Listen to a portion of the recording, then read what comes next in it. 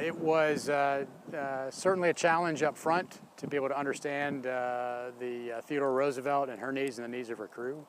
But once we understood what we needed to do, it really, to me, made me very proud to be able to see how quickly all of the sailors from many different commands immediately understood purpose, and they understood end state, and they started figuring out on their own what it would take to be able to take care of the TR and her sailors. And they really fell in quickly. It was very difficult to not find volunteers to jump on anything that we needed them to jump on from many different commands within the expeditionary community. I will also tell you that there was a lot of immediate planning that needed to take place. It's out of what would be traditional skill sets for many of the sailors, but it showed you the adaptive, flexible, and resilient nature of the sailors throughout the task force, all of the different forces and commands, and how well they can adapt to whatever need is at hand. I will also say that it's a lot more than just Task Force 75 for sure. It absolutely has been a sailor and Marine team, as well as civilian as well. If you look at all the different commands that came together, we had Marines coming down from Okinawa whom we had never met before, some of them. Others we had worked with before in previous exercises and operations, but some we had never met with. And we fell in together within a matter of, I'd say days, but really hours, put together a plan, figured it out, and executed it.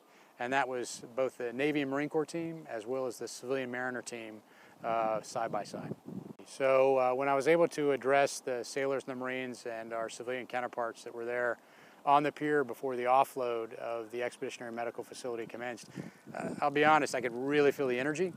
Once we had talked about the purpose and they understood the mission, it's a very noble mission to be able to offload this medical facility and be able to move it to its site and be able to establish it in a very short amount of time to be able to save lives if called upon. So a very noble mission, and I do know that the troops understood that purpose and really seized it. I could really see it in their faces, and afterwards listening to them talk about it was absolutely revealing on how much they get it. And how much they can do when they understand the purpose and just turn to. I will also say that from a combat operations or a wartime standpoint, this is exactly what we would be expected to and called upon to do in war. And so anytime we can, during exercises, make it that much realistic for what we'll have to do during contingencies or have to do during wartime, it's important so that we can fall together quickly in with the ranks with each other. So again, the Marines, the sailors, and the civilian mariners work the plan, understand the mission, and move out to execute it. And that's exactly what's happened here. It's been really impressive to watch everybody work together on the ship, on the pier, on the roads, and all the way up to the build site as well. I definitely try to do battlefield circulation as much as I can, just to understand conditions out in the field, understand what the sailors and the Marines are thinking, what they're feeling, answer their questions and impart upon them purpose and also recognition for their efforts. So those are very important to do. I will say that over the last few days I've been able to get around to be able to talk to them. And even just yesterday I was talking to a young equipment operator. He's on his third deployment, CB, and he was working grading operations to finish grading and then compaction of the EMF site where they're doing the site preparations right now. And he was willing to work as many hours as he could possibly squeeze into the day to get it done because he understood it. And he said this was a wonderful way, an awesome way for him to be able to close out his deployment here. I also got to see another sailor that was about to lead his team out to embark a ship on another mission, and they had prepared for that mission through their preparations or their quarantine to ensure they were clean. And he talked about specifically how the unit of force had prepared as a team, really cohesive team, to be able to prepare for the mission. And it wasn't even a second thought about COVID-19 or having to do quarantine. They understood why, they understand the purpose behind it, and they really, I could tell, were very motivated to move out on the mission after finishing their preparations. And even other sailors that I met that were out in town helping the efforts out there in support of the region and the base.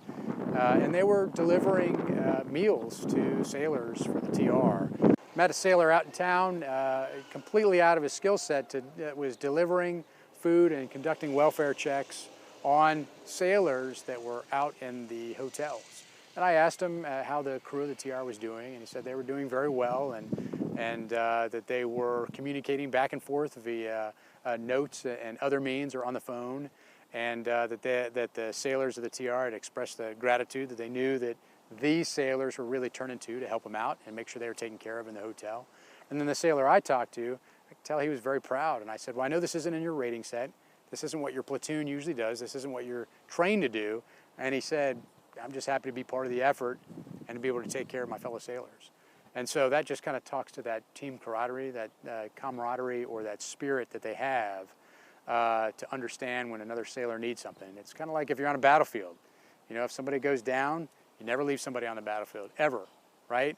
And I could just tell that same kind of combat mindset and warrior spirit for this sailor and all of the sailors that I've seen throughout the Expeditionary Force.